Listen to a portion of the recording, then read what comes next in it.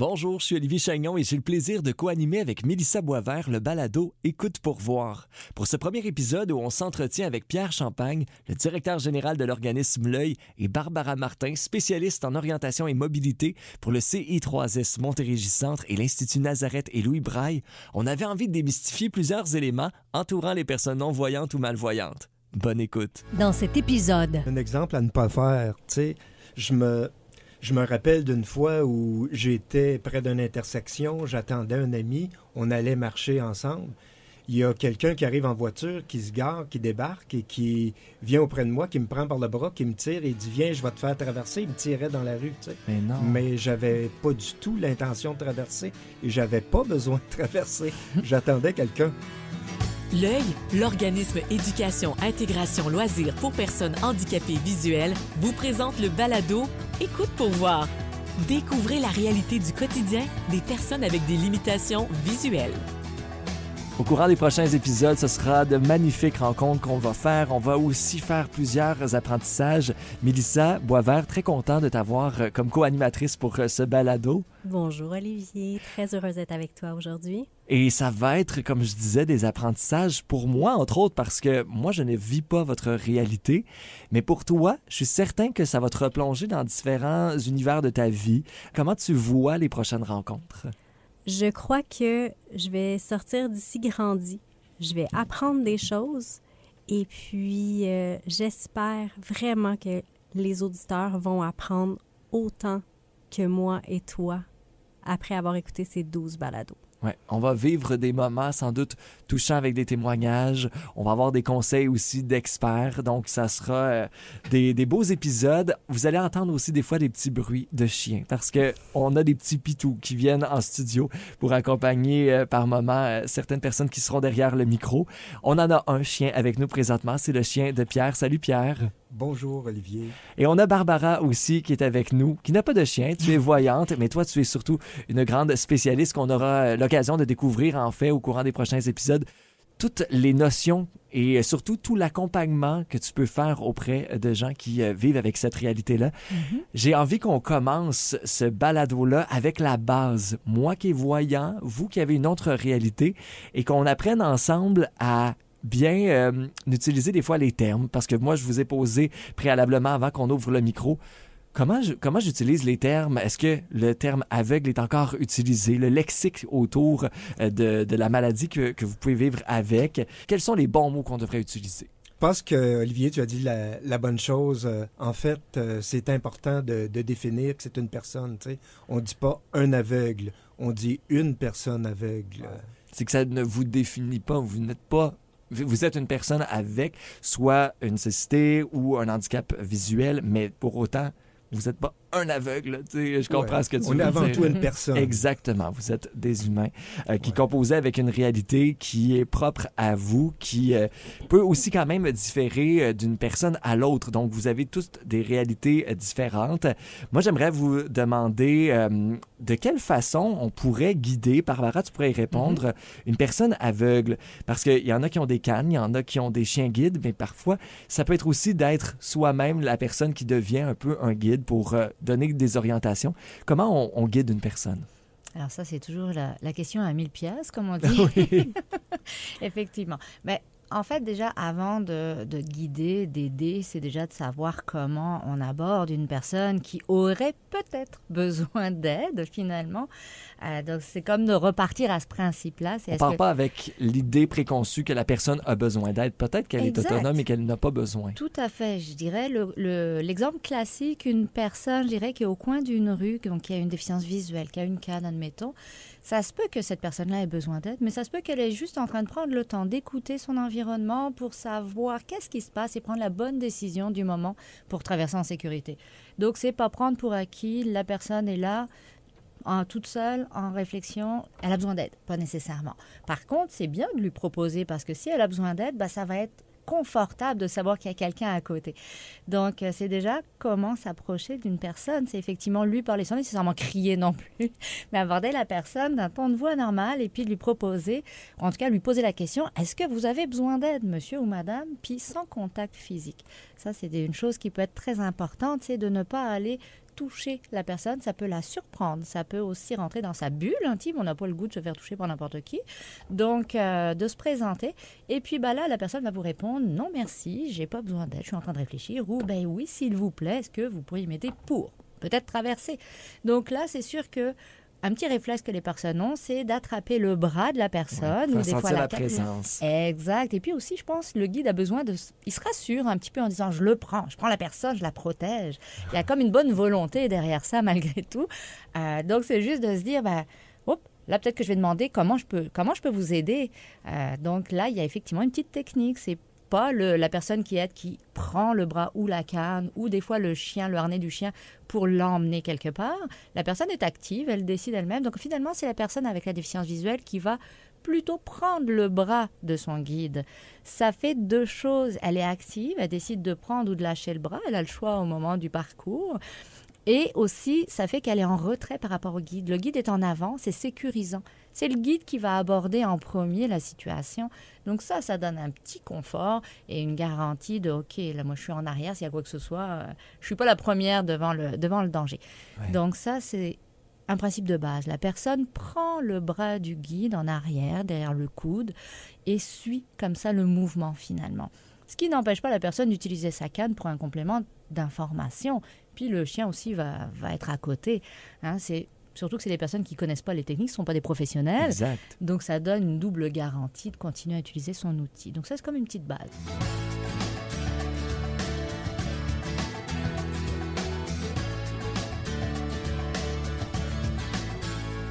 Tu disais de proposer l'aide verbalement. Peut-être que je pourrais remettre au vécu, effectivement, parce que chacun est aussi un petit peu différent. C'est sûr que, comme je disais, juste pas crier. Des fois, on prend pour acquis, la personne ne voit pas, on parle plus fort. Il y a un petit automatisme qui se crée. Je ne suis pas sourde, j'ai juste une problématique visuelle. Mais je pense que, oui, je vais laisser Pierre, qui a quand même manifesté un petit mouvement par rapport à son vécu. Pierre? Moi, je voulais mentionner un exemple à ne pas faire. Tu sais, je me rappelle d'une fois où j'étais près d'une intersection, j'attendais un ami, on allait marcher ensemble.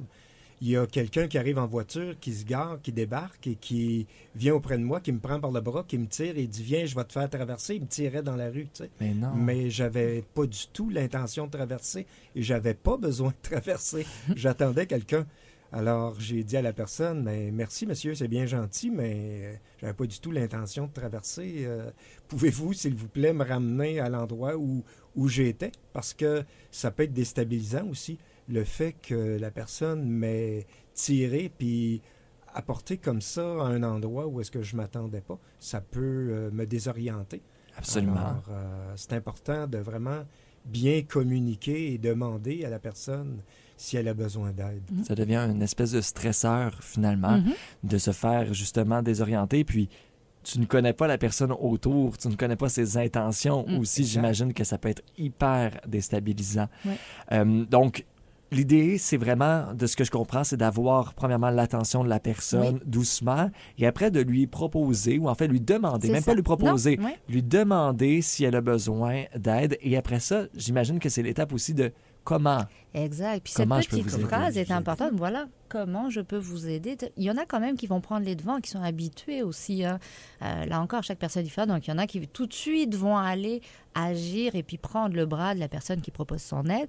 Puis, il y en a qui vont être moins habitués. Donc, effectivement, dans cela, c'est d'ouvrir un petit peu la situation avec cette toute petite phrase, comment est-ce que je peux vous aider? Puis là, la personne va expliquer, je vais prendre votre bras, puis je veux traverser telle rue. C'est sûr que là aussi, plus la personne va donner les informations nécessaires. Comme disait Pierre, pas prendre pour acquis qu'on veut traverser, ou des fois, ils font traverser, la personne veut aider, puis elle fait traverser la mauvaise rue parce qu'elle n'a pas posé la question ou elle n'a pas pris le temps de connaître la bonne information. Donc, comme je dis, c'est jamais mal attentionné, mais c'est encore mieux si on connaît la bonne façon de faire et qu'on prend le temps de parler un petit peu pour se mettre d'accord sur quelle est la bonne action à poser. Absolument. Mélissa, j'imagine que on veut aussi éviter que les gens touchent à la canne ou au chien guide parce que ça peut aussi créer un autre élément qui vient désorienter. Absolument, mais Je pense à un exemple. On n'attrape pas la canne blanche pour dire « Viens, je vais te tirer, je vais t'amener où tu veux. » Dans le fond, moi, je prends le relais, donc tu n'as plus besoin de la canne, donc je te tire par la canne. Je pense à une personne en particulier qui me fait toujours ça. Mais c'est mon frère. C'est pas une c'est laisse. correct. Non, Non, mais c'est ça, c'est que c'est c'est mon pas une laisse. frère. Mais d'être vraiment à l'écoute de ce que la personne souhaite, parce qu'on a beau dire... Bon, prenez le bras, mais demandez quel bras. Parce que ce n'est pas tout le monde qui est fluide de changer la canne de main. Il y a des gens qui vont avoir un sac à main, un sac. Donc, l'important à retenir, c'est la communication. Demander s'ils ont besoin d'aide, comment les aider et écouter ce que la personne répond. Ouais. C'est la chose la plus importante. Et on ne touche pas. On parle et on ne touche pas.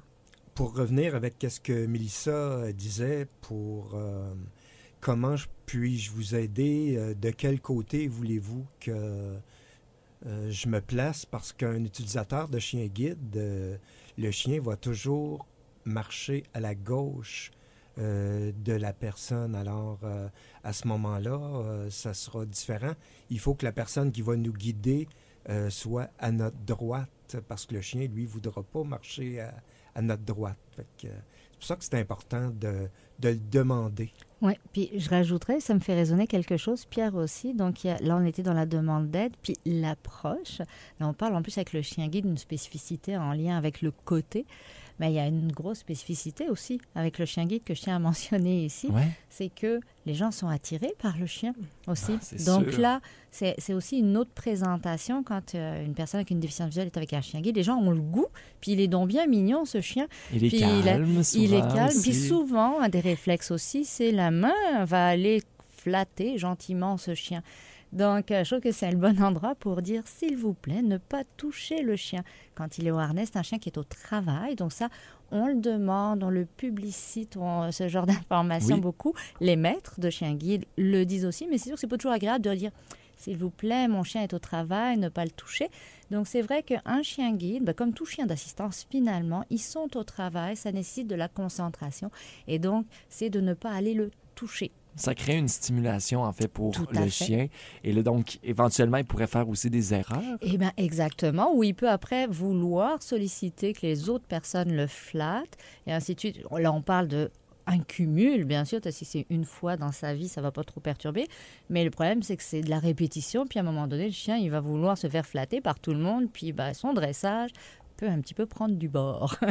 Donc, c'est sûr que dans l'approche auprès des personnes avec un chien guide, ça, c'est très important. Adressez-vous au maître, ne touchez pas le chien. Et puis, ça va faciliter déjà un bon départ dans la communication et l'aide.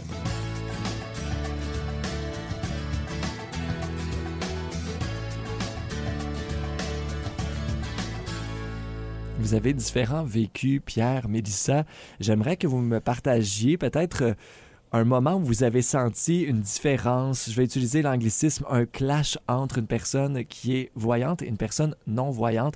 Vous avez fait, OK, ça ici, là, je pense qu'on ne se comprend pas. Mélissa, peut-être? Bien, effectivement, quand on demande de l'aide, une orientation, me faire dire, oui, regarde, c'est là-bas. Ah oui, régulièrement, hein, les gens ici. prennent pour acquis. Ouais. Donc, utiliser des mots, oui, mais être précis. Donc, je vous ouvre la porte, mais il y en a deux. Laquelle? Être très précis sur ce qu'on indique, sur ce qu'on mentionne. Ouais. Les petits détails font la différence finalement pour l'orientation, mais il ne faut pas non plus, j'imagine, aller dans trop de détails, ou plus il y en a, mieux c'est. En fait, ça dépend. Dépendamment de ce qu'on va faire, se faire mentionner qu'il y a des photos au mur, c'est pas nécessairement pertinent. Se faire dire qu'il y a un abreuvoir et ça peut être une source de blessures, ça c'est pertinent. Donc, c'est de penser à peut-être des choses fixes qui peuvent causer des impacts. Si on prend l'exemple d'un escalier, oui. Il se disait il y a un escalier. C'est important de nous mentionner, par contre, s'il y a un escalier montant ou descendant. Parce que moi, si j'arrive, puis je pense que je vais monter un escalier, mais que c'est un escalier qui descend, ça peut être très dangereux. mauvaise Là. Ça surprise. peut être très dangereux. Effectivement. Puis ça, c'est des détails qui sont importants de nous mentionner. Aussi, la porte ouvre vers l'extérieur, vers l'intérieur, à gauche, à droite. C'est des détails qui vont nous aider beaucoup. Tout ce qui est de l'orientation, finalement, ces détails-là. Pierre, toi, est-ce qu'il y avait un moment que tu as pensé spécifiquement à justement la différence? Mélissa nous a donné un exemple. Est-ce que toi, tu avais un autre exemple qui te venait par la tête, bien que tu viennes d'en nommer quelques-uns? Bien, l'exemple de Mélissa était très bonne parce que c'est quelque chose qui nous arrive régulièrement. Quand on demande de l'aide à quelqu'un, puis qu'ils nous disent, ben c'est là, c'est juste là. Avance un peu, puis c'est là. Tourne par là, puis tu vas trouver. Mais des par là où c'est ici, ça nous aide pas vraiment. Je me rends compte que j'ai pas été le meilleur guide pour vous lorsque vous êtes entré dans le studio. Là, tout ce que vous dites, je fais « Oh non, j'ai dit ça, je pense. » Mais Barbara, ça m'amène à une question parce que... Puis vous pourrez répondre aussi, Mélissa et Pierre, mais... Tout à l'heure, disons, vous êtes entré en studio, vous êtes installé sur une chaise. Là, je me suis assuré de mettre le dossier, disons, de la chaise devant Pierre pour que tu puisses mettre les mains dessus. Oui. Mais là, tu peux chercher un tout petit peu. Est-ce que la personne devrait, qui est guide, prendre la main et l'amener jusqu'à la chaise pour comme créer le repère ou encore une fois... On essaie d'éviter ça puis laisser la personne un peu trouver ses propres repères. Barbara? Oui, il y en a plusieurs, effectivement. Ça va dépendre. C'est sûr que si on utilise la bonne technique de guide, c'est-à-dire que la personne tient notre bras, il faut savoir que du coup, notre bras devient un repère spatial pour la personne. Bien sûr. Donc, ce que tu as fait en rentrant, c'est de placer la chaise en avant de Pierre. C'est excellent. C'est-à-dire que si on veut que la personne s'installe sur un fauteuil, sur une chaise, autour d'une table, c'est bien de l'aider à arriver avec la chaise face à cette personne-là. Donc, de dire, là, il y a une chaise devant. Okay, ça va être parfait. Et pour aller toucher, on peut placer notre main sur la chaise et dire à la personne, vous pouvez suivre mon bras, ma main est sur la chaise, et puis après, la personne va explorer la chaise. Sinon, si après, on ne sait pas trop, ça fait beaucoup de mots, où on est comme un peu mêlé dans notre situation, on peut aussi dire, je vais vous prendre la main, l'annoncer. C'est sûr qu'on n'aime pas le contact, mais des fois, si on ne sait pas comment faire, mais c'est juste au moins de penser à l'annoncer pour ne pas surprendre la personne. Écoutez, je vais prendre, si vous permettez, votre main, je vais la placer sur la chaise. Donc, juste cette petite précaution fait que c'est déjà plus détendu, la personne ne se fait pas surprendre. La personne a le droit aussi de refuser. Exact. Ça vient de faire, non, c'est correct, je vais m'en occuper aussi, moi-même. Tout à fait. Donc, d'annoncer, effectivement, ça laisse la personne de faire son choix de réponse derrière.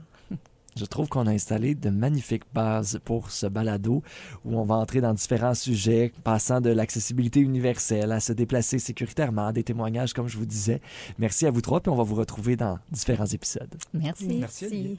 Et justement, dans le prochain épisode, Barbara va nous expliquer qu'est-ce que c'est l'accessibilité universelle, une société qui est inclusive pour tous. Quand il y a des obstacles, des barrières architecturales, finalement, les personnes, des fois, ils ne peuvent même pas se rendre à leur centre aquatique. Donc, ils n'ont pas le choix. C'est soit j'y vais pas, soit je dois aller à celui d'une autre ville qui est à 15 km plus loin. Donc, finalement, l'accessibilité universelle permet de, comme monsieur et madame tout le monde, de choisir où la personne veut se rendre. Pour de l'information sur les services offerts par l'Œil, l'organisme Éducation Intégration Loisirs pour personnes handicapées visuelles, visitez oeilgrandbay.ca ou contactez-les au 450-991-0777. Le balado Écoute pour voir, une production M105.